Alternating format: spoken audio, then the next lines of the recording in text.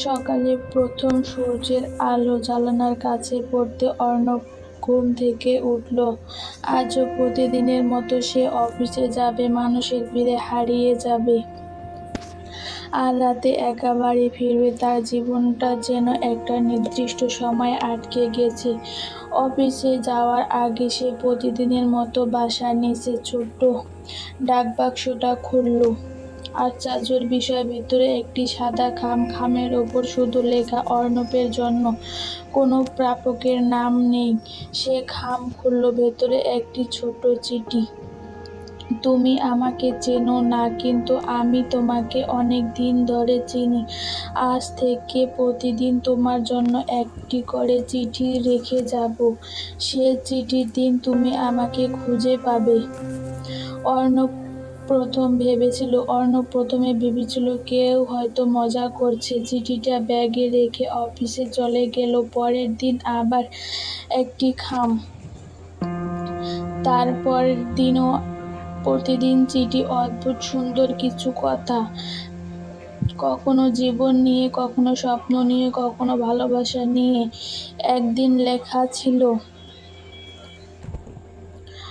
তুমি যখন রাস্তার কোনো বৃদ্ধ মানুষকে রাস্তা পার করিয়ে দাও, তখন তোমার মুখে যে হাসিটা ফুটে ওঠে, সেটা পৃথিবীর সবচেয়ে সুন্দর হাসি। অর্ণব অবাক হয়ে গেল। এর মানে কেউ আমাকে প্রতিদিন দেখছে, কিন্তু কে সে? অনেকবার আশেপাশে খুঁজছে, ডাকবাক্সের পাশে লুকিয়ে থেকেছে, ক্যামেরা লাগিয়েছে, তবুও কাউকে দেখতে পায়নি। দিন যেতে লাগলো, চিঠির সংখ্যা বাড়তে লাগলো, 10, 20, 30। একদিন একটি চিঠি লেখা ছিল, তোমার নীল রঙের শার্ট খুব পছন্দ, তাই কাল নীল শার্টটি পরো। অর্ণব মুচকি হেসে সত্যি নীল শার্টটি পরে অফিসে গেল। পরের দিন তার মনে হচ্ছিল কোথা থেকে কেউ তাকিয়ে দেখছে, কিন্তু 6 মাস কেটে গেল, মোট 180টি চিঠি ছিল। অর্ণব অজান্তে সেই অচেনা মানুষের প্রেমে পড়ে গেছে। সে মানুষটা সে কোনোদিন দেখেনি। একদিন রাতে চিঠিতে লেখা ছিল, আর মাত্র 5টি চিঠি, তারপর তুমি সব সত্যি জানতে পারবে। অর্ণবের বুকের ভেতরে অদ্ভুত উত্তেজনা। অবশেষে সেই দিনটা চলে এলো। সে চিঠি, ভেতরে শুধু একটি ঠিকানা আর একটি লাইন, আজ বিকালে 5টায় এখানে এসো, আবার আমাদের দেখা হবে। বিকাল 4টায় অর্ণব পৌঁছে গেল। জায়গাটি ছিল শহরের পুরনো একটি লাইব্রেরি। ভেতরে ঢুকে দেখল কেউ নেই, শুধু টেবিলের ওপর একটি ডায়েরি। ডায়েরির প্রথম পাতায় লেখা, আমার নাম মায়া। অর্ণব কাপা হাতে পরের পাতা খুলল। সেখানে লেখা, 3 বছর আগে একই বাসে তোমায় প্রথম দেখেছি। একজন বৃদ্ধ মানুষকে নিজের সিট ছেড়ে দিয়েছিল। সেদিন মনে হয়েছিল এই মানুষটার হৃদয়টা খুব সুন্দর। আরেকটি পাতা, অনেকবার সামনে এগিয়ে কথা বলতে চেয়েছিলাম, কিন্তু সাহস পাইনি, তাই চিঠিটা লিখে শুরু করলাম। অর্ণব অদ্ভুত দ্রুতে পাতা উল্টাতে লাগলো। শেষের পাতায় এসে তার হাত থেমে গেল। সেখানে লেখা, যদি তুমি এটা পড়ো তাহলে আমি হয়তো তোমার সামনে নেই। অর্ণবের বুক ধক ধক করে উঠল। ডায়েরিতে লেখা ছিল, 6 মাস আগে মায়ার ক্যান্সার ধরা পড়েছিল। ডাক্তার বলেছিল আর হাতে খুব বেশি সময় নেই। তাই সে সিদ্ধান্ত নিয়েছিল নিজের অনুভূতি চিঠিতে লিখে যাবে, শেষবারের মতো কাউকে ভালোবেসে। শেষ পাতায় একটি মাত্র লাইন, জানালার পাশে তাকাও। অর্ণব দ্রুত ঘুরে দাঁড়ালো। লাইব্রেরির জানালার বাইরে বাগানে একটি মেয়ে দাঁড়িয়ে আছে, সাদা পোশাক, মুখে মৃদু হাসি, হাতে একটি সাদা গোলাপ। তাদের চোখে চোখে পড়ল। অর্ণব দৌড়ে বাইরে গেল, কিন্তু বাগানে গিয়ে দেখল সেখানে কেউ নাই, শুধু মাটিতে পড়ে আছে একটি সাদা গোলাপ, আর তার নিচে একটি ছোট্ট কাগজ, তাতে লেখা কিছু ভালোবাসা গল্প, সঙ্গে থেকে শেষ হয়ে যায় না কিছু, ভালোবাসা শুধু মানুষের হৃদয়ে বেঁচে থাকে। অর্ণব গোলাপটা বুকে জড়িয়ে ধরল।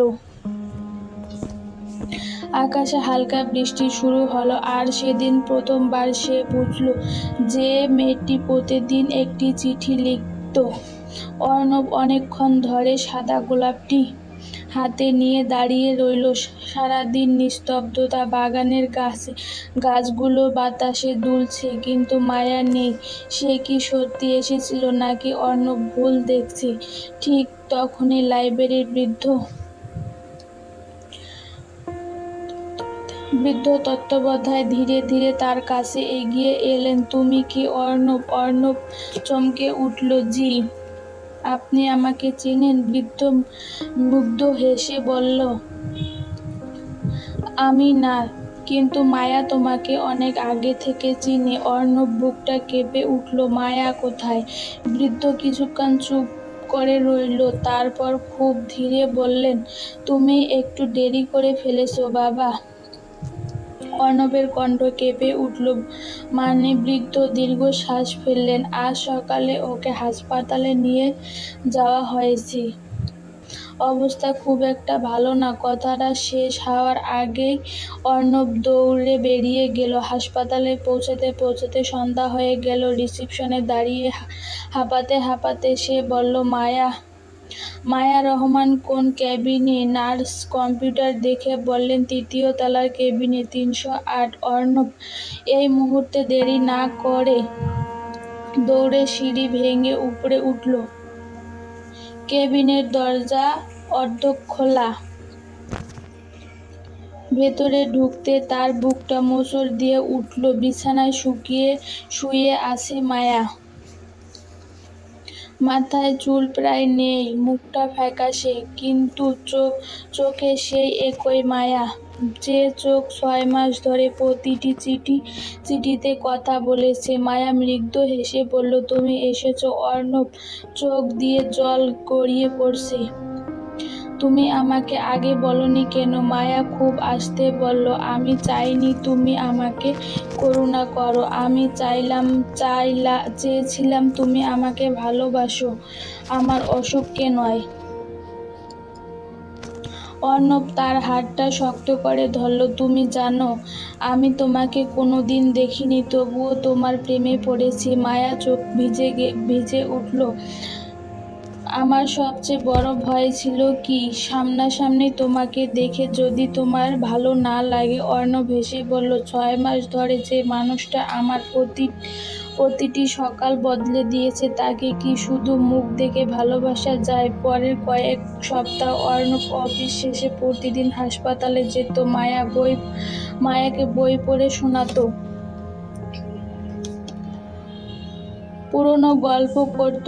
একদিন সে জিজ্ঞাসা করল, তুমি প্রতিদিন চিঠি লিখতে কিভাবে? মায়া হেসে বলল, রাত জেগে খুব কষ্ট হতো, তবুও লিখতাম, কারণ আমি জানতাম কি একদিন তুমি প্রতিটা চিঠি পড়বে।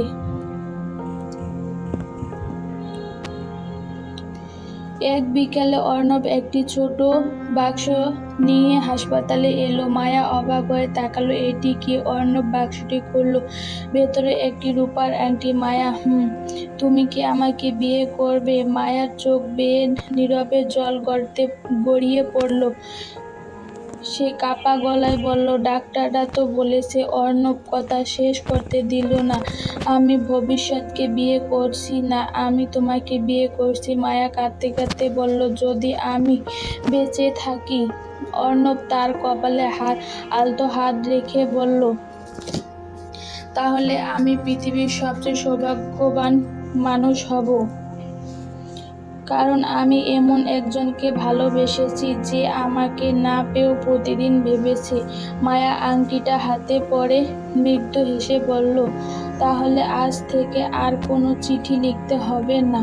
অর্ণব উত্তর দিল, না, এবার থেকে আমরা একই গল্পে একই পাতা লিখব। ঠিক তখনই দরজার বাইরে দাঁড়িয়ে ডাক্তার তাদের দিকে তাকিয়ে ছিলেন। তার মুখে ছিল অদ্ভুত গভীর ভাব। তিনি খুব খুব ধীরে নার্সকে বললেন, আজ রাতটা রোগীর জন্য খুব গুরুত্বপূর্ণ হতে পারে। অর্ণব কথাটি শুনতে পেল না।